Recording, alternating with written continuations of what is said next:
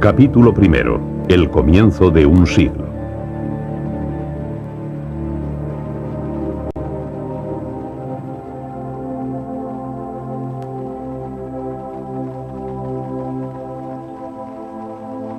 A lo largo del último tercio del siglo XIX, el mundo vivió en paz. Una paz inestable y escasa, pero era paz.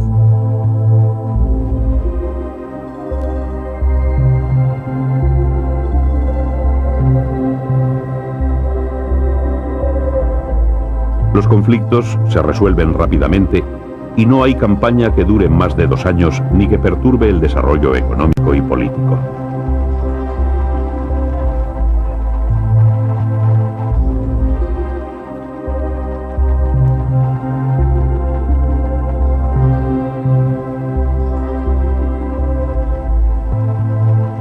No obstante, el horizonte dejaba adivinar que la inestabilidad futura iba a estar en el antagonismo económico, en un momento de la historia en el que la economía se había convertido en base de las relaciones internacionales.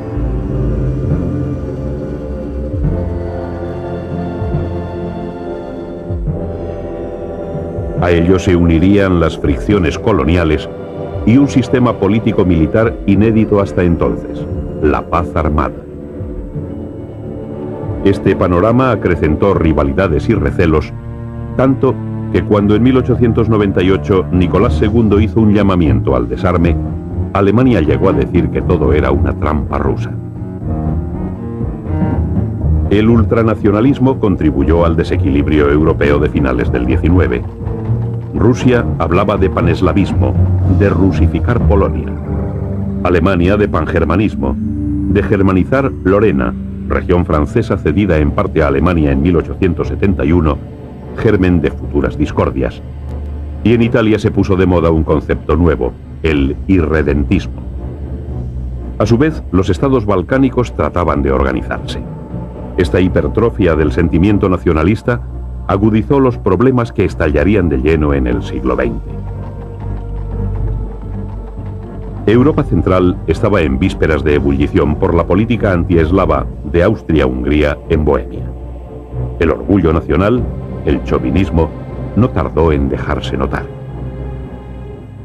A excitar los estados de ánimo contribuyó la prensa. El nacionalismo se defendía desde trincheras de papel, arsenal de palabras que, exagerando la bondad de lo propio y ridiculizando a los demás, caldeó el ambiente. A su vez, el ansia por conquistar mercados, propia del imperialismo económico, fomentó la intranquilidad, y a finales del XIX todos querían lo mismo: colocar sus productos y acceder a las materias primas del mundo subdesarrollado. La política occidental estuvo imbuida de un complejo de superioridad con respecto al resto del mundo. Las ansias de dominio territorial obedecían al interés desmedido en forjar nuevos imperios. Los intereses comerciales y económicos lo demandaban en un momento de la historia en que Europa era un patio de vecindad comparado con la inmensidad de África y Asia. La apertura del Canal de Suez y los descubrimientos en África hicieron que Inglaterra, tras una serie de incidentes cínicamente planeados, se apoderara de Alejandría y El Cairo en 1882, quedando Egipto bajo su soberanía, que en 1885 se extendió al Sudán, colonizó Nigeria y poco después pertenecían al Imperio Británico Uganda, la costa de Zanzíbar, la colonia de El Cabo y los países de la cuenca media del Zambeze hasta el lago Tanganica. Inglaterra se hacía con las tierras más ricas, desde Egipto al África del Sur, en una ancha franja solo interrumpida por el Congo belga y las colonias alemanas de África del Este. En 1881 los Boers se levantaron contra los ingleses en el Transvaal. El primer ministro William Gladstone devolvió la independencia a los insurrectos, no sin escandalizar a la alta burguesía inglesa, que no veía bien a Gladstone ni a sus ideas de ampliar el sufragio, conceder autonomía a Irlanda, democratizar la enseñanza y la administración y dar la independencia a algunas colonias. Las colonias eran signo externo de poderío. La Tercera República Francesa, con políticos como Jules Ferry, dio a este país un imperio colonial a partir de 1880. Completó la ocupación de Indochina con la toma de Tonkin en 1885 e integró en esta colonia el territorio de Laos tras haberse anexionado en 1888 Birmania. Jules Ferry, ministro de Asuntos Exteriores francés, lo expuso así en 1885 ante el Congreso de los Diputados. Señores, una colonia es un mercado. En África, los franceses impusieron su protectorado en Argelia y Túnez desde 1881. Tras la conquista del desierto, extendió su dominio sobre el Senegal, Sudán Occidental, 1894, y Madagascar. En 1882 conquistó el reino de Dahomey en el Golfo de Guinea y pasaron a formar parte del Imperio francés Gabón y Chad, gran parte de Marruecos, Mauritania y territorios en el corazón del continente y en su costa atlántica.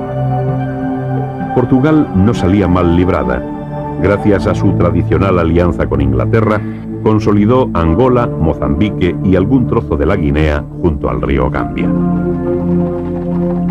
También Alemania.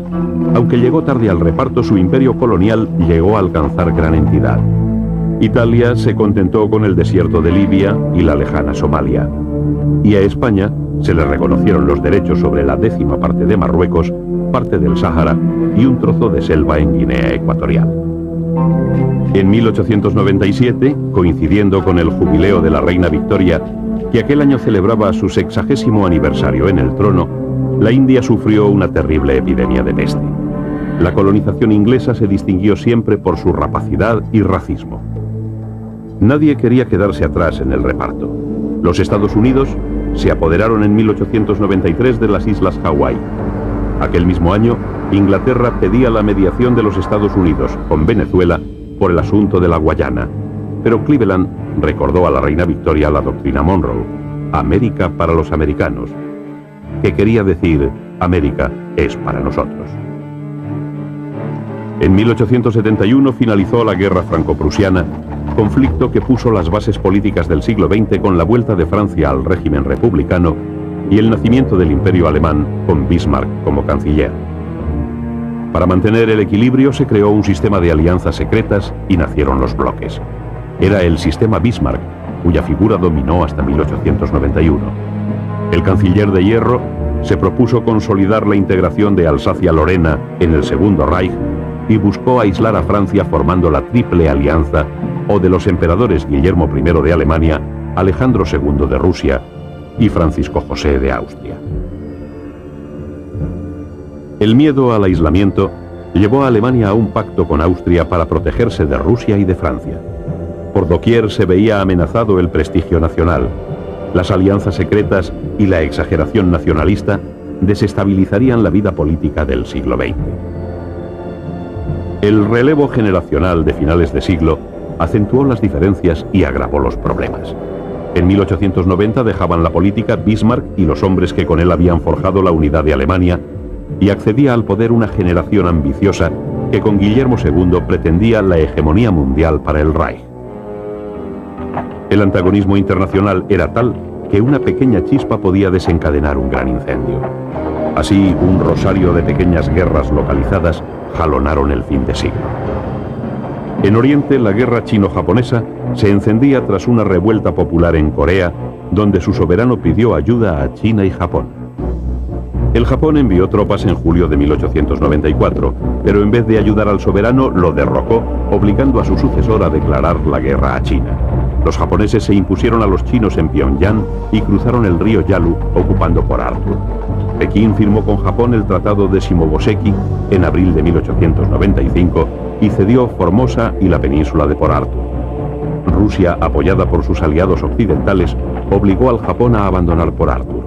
Era el germen de la ocupación rusa de Manchuria en 1900. Guerras pequeñas, pero guerras y violencia al fin.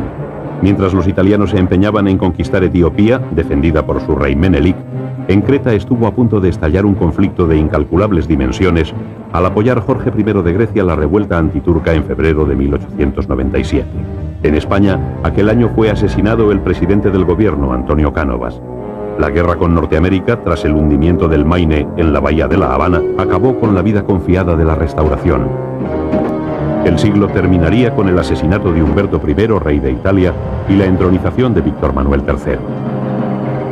Los años que van de mediados del 19 al inicio del 20 fueron cruciales. En aquel breve lapso de tiempo cambió el mundo. Una palabra se alzó con el protagonismo de la época: progreso, voz mágica que lo resumía todo. El tren alcanzó un desarrollo extraordinario. 500.000 de kilómetros de vías rodeaban el mundo y su auge disparó la economía y dinamizó la actividad comercial de países emergentes como el Canadá, cuyo Canadian Pacific unía en 1876 el Atlántico y el Pacífico. Rusia construyó el Transiberiano en 1891 con un recorrido de 7.500 kilómetros. A esta vía de salida de manufacturas y mercancías se unía el auge de la navegación a vapor. Los transportes bajaron sus precios hacia 1898 a la mitad. A finales del 19 se potenció la agricultura. Inmensos territorios fueron roturados.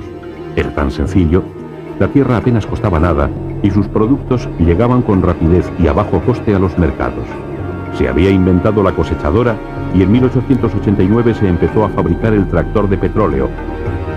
Los emporios agrícolas americanos, la producción de Rusia, que compró con trigo sus primeras máquinas e instaló las primeras fábricas, la iniciativa india para racionalizar sus cultivos de cereales, la lana australiana, la enorme producción cárnica del cono sur americano, que se vio potenciada a partir de 1875 con los mataderos frigoríficos creados poco antes por Daniel Holden.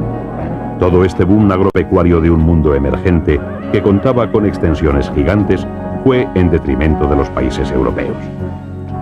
Inglaterra, que en 1890 era autosuficiente en trigo, en 1900 importaba el 60% del cereal. Algo parecido sucedería en Alemania y otros países europeos debido al éxodo del campo a la ciudad, donde las fábricas requerían mano de obra en un momento de fuerte emigración europea a Estados Unidos, Canadá, Australia, Argentina o Brasil. De enorme importancia para comprender la historia del siglo XX fue que Alemania se convirtiera en la primera potencia industrial europea, doblando a Inglaterra en producción de carbón y produciendo 5 veces más hierro y acero. Era el motor de Europa. También Francia aceleró su maquinaria industrial. Si en 1890 consumía 864.000 caballos de vapor, en 1898 consumía 1.000.000 más. El auge del ferrocarril, que tenía que servir ingentes cantidades de hierro colado y acero, conllevó el de la siderurgia. Si a finales de 1890 la producción mundial era de 27 millones de toneladas, en 1899 se duplicó. Lo mismo sucedía con el acero, lo que produjo hacia 1890 una segunda revolución industrial. Surgieron industrias nuevas basadas en la aplicación del motor de explosión, la electricidad, la química. Nada iba a ser igual. Comenzaba una nueva forma de colonización, la industrial y económica. Se creó una economía monetaria que generalizó el crédito. Grandes instituciones financieras pusieron de moda los bancos de depósitos y la gran empresa se acostumbró a recurrir a los banqueros. A partir de 1895 la economía mundial se transformó. A un momento dulce de la vida económica convenía una estructura política que potenciara la paz y garantizara el orden. Por iniciativa del zar Nicolás II se celebró en 1899 la Conferencia de La Haya. Americanos, europeos y potencias asiáticas acordaron resolver los conflictos mediante arbitraje. Todos firmaron. La estructura política finisecular puso las bases del siglo XX, pero los cambios de vida se debieron a los grandes inventos. La técnica empezó a decidir el destino del hombre y sus gustos, a satisfacer viejas necesidades y crear otras. El sistema de ventas a plazos facilitó el acceso de todos a todo, y la sociedad comenzó a superar diferencias de clase. La gente tendió a vestir de acuerdo con el patrón comercial que la publicidad aireaba y a consumir los mismos productos. El hombre de ingenio inventaba cosas útiles. Edison y Marconi son prototípicos. El hallazgo de las ondas hertzianas por Heinrich Hertz en 1887 supondría una revolución en las comunicaciones. Hermann Hollerith puso los cimientos de la informática en 1880 con su máquina estadística de tarjetas perforadas. Y la primera bombilla eléctrica veía la luz en 1879. 2 años después, Edison, inventor de la lámpara incandescente, montó su central eléctrica de Pearl Street, la primera calle artificialmente iluminada de la historia. 10 años después, fundó la General Electric Company. En 1876, Alexander Graham Bell hizo las primeras demostraciones del teléfono en la Exposición de Filadelfia, un invento que revolucionaría el mundo. En 1878 se instaló la primera central telefónica en New Haven, Connecticut. A Europa llegó un año después. El desarrollo y grado de aceptación del teléfono fue lento. En 1885 solo había en el mundo 70.000 abonados. En 1873 nació la máquina de escribir y a partir de entonces no hubo año sin logro técnico o científico trascendental. El submarino, el fotograbado, la estereofonía, el automóvil, el dirigible, la estilográfica, la motocicleta, el neumático, el cine, la radio, el teletipo. Una lluvia de genialidades transformó la vida y asomó al hombre a una era nueva. El físico Antoine Becquerel observó en 1896 que el uranio emite una radiación activa frente a las placas fotográficas y descubrió la radioactividad. Louis Pasteur demostró que los microorganismos eran causa de enfermedades y Robert Koch aisló el bacilo de la tisis. El mundo deportivo recuperó en 1896 un acontecimiento procedente de la antigüedad clásica, las Olimpiadas, iniciativa de Pierre de Freddy, barón de Coubertin. La primera Olimpiada moderna se celebró en Atenas con la asistencia de 285 deportistas de 13 países. El béisbol se consagra como el deporte rey en América, consiguiendo un auge sin precedentes. El tenis empezaba a atraer a las damas. En 1884, Maud Weston ganó el primer campeonato en Wimbledon. En el mundo del boxeo se dio una pelea singular entre Andy Bowen y Jack Burke en Nueva Orleans, una tarde de abril de 1893. 7 horas duró el combate y los boxeadores participantes acabaron mal. Pero la sensación del momento fue el cine. Thomas Alva Edison impresionó antes que nadie una película, aunque las primeras proyecciones públicas las llevó a cabo Louis Lumière con un aparato que llamó cinematógrafo, accionado por una manivela que pasaba 16 imágenes por segundo. Su impacto fue tremendo. El 28 de diciembre de 1894, a las puertas del Gran Café, 33 espectadores se disponían a ver la primera proyección. El cine echó a andar con películas ingenuas de 3 minutos de duración, riña de niños, salida de los obreros de la fábrica Lumière, llegada del tren a la estación. Lo de menos era el asunto tratado.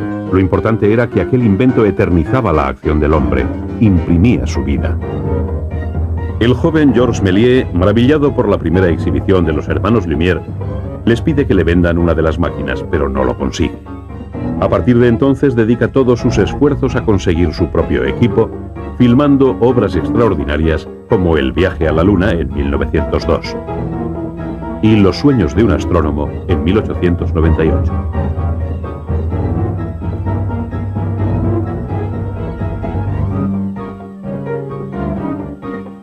La pintura adquirió tintes sociales. Claude Monet, pionero del impresionismo, andaba de un sitio a otro pintando el campo.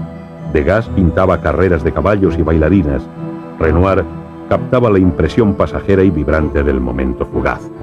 Al impresionismo siguió el neoimpresionismo de Seurat, Van Gogh, el holandés que murió consumido por su delirio de luz y color, y Toulouse-Lautrec.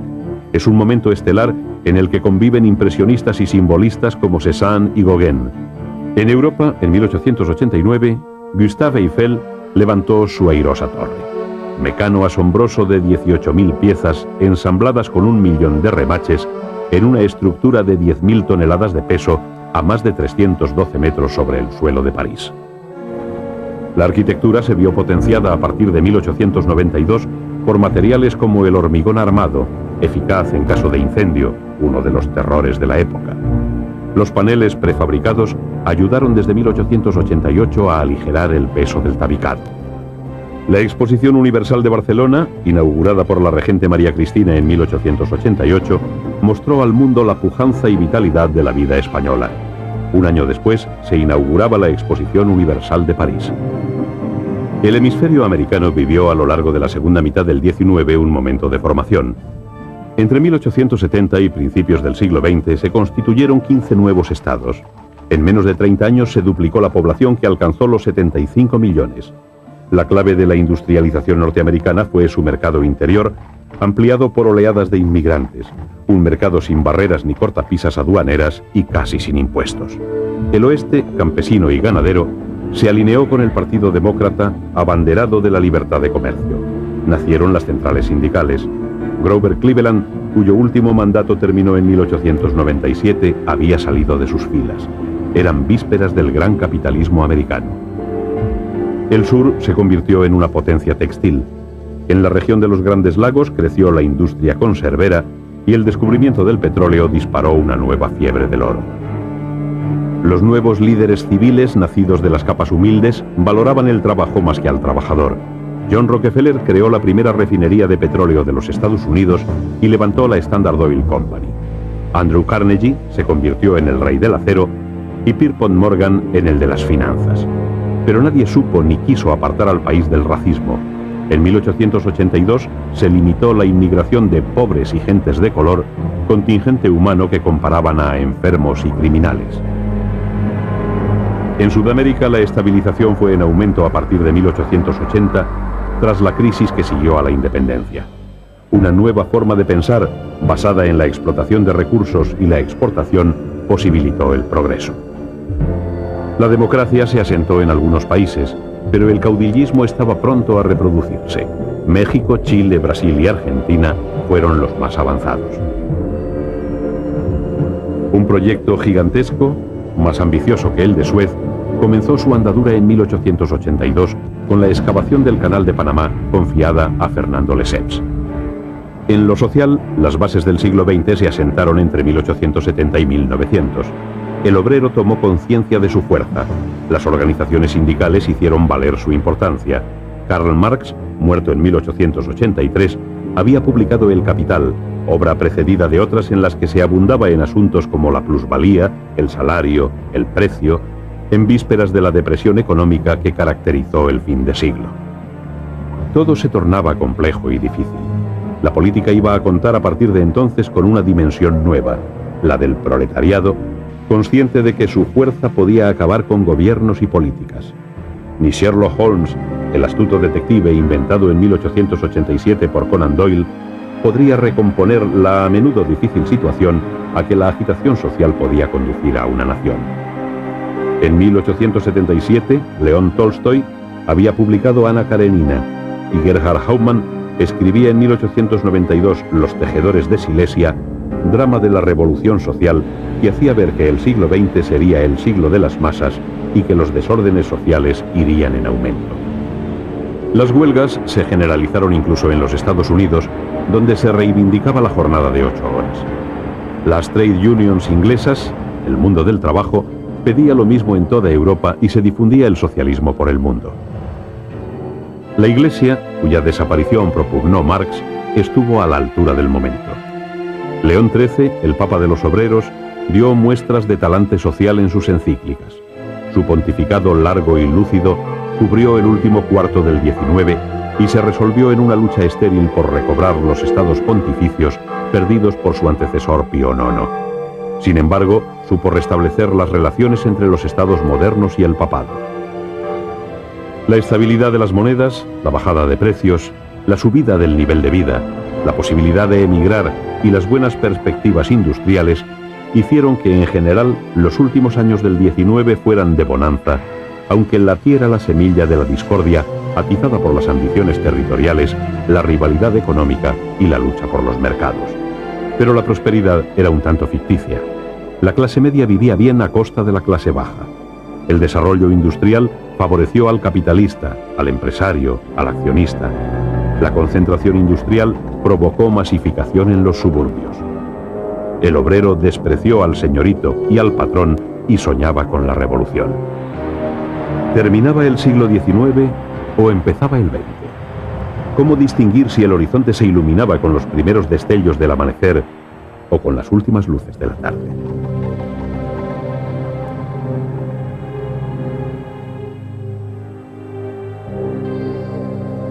El siglo comenzaba bajo la huella de la tragedia.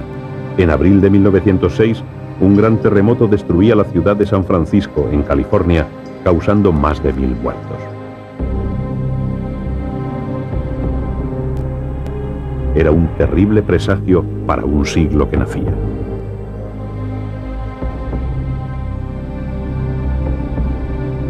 Iban a ser ciertos los temores expresados por McLuhan. El siglo XIX fue el de la reflexión y la cordura. El XX se presentaba con visos irreductibles de tragedia donde los hombres iban a verse abocados al enfrentamiento continuo.